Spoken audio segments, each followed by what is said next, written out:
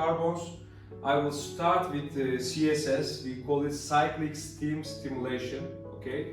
And the advantages and disadvantages of that we will talk about. So first I would like to mention that it is not efficient to satisfy the required steam injection rates to make viscous heavy oil flow among the wells. Okay, this is the first case that we have to say, of course. Also, it can increase the applicability of the steam drive technology by performing the repeated cycles. And it has much lower ultimate recovery obtainable compared to that from the steam drive. All right. So overall, it can be a very efficient implementation in terms of making the heavy oil recovery much faster and higher. Okay, so now we will talk a special methodology for overbalanced perforation in acid. Okay, now in this case you are using as the fluid material acid. As you can see here, the virgin reservoir is in there, and my tools are in there, and now my reservoir pressure is a certain level. What's going on? Acid after a while, when it pushes, okay, let's move with this one.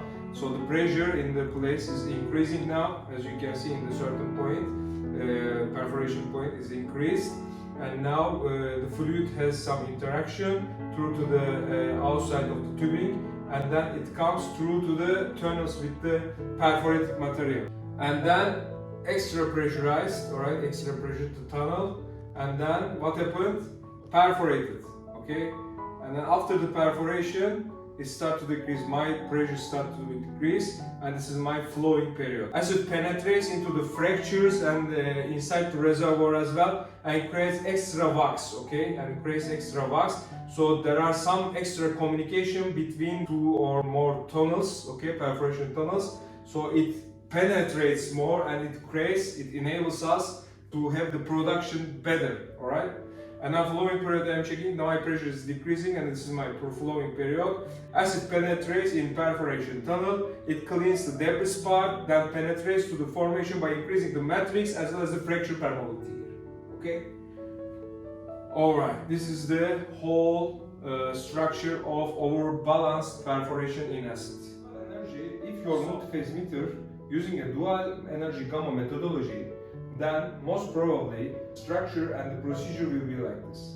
You will probably have a venturi or delta P measurement device, and then you will read your results with the venturi and the delta P calculation, and then it calculates the total mass rate.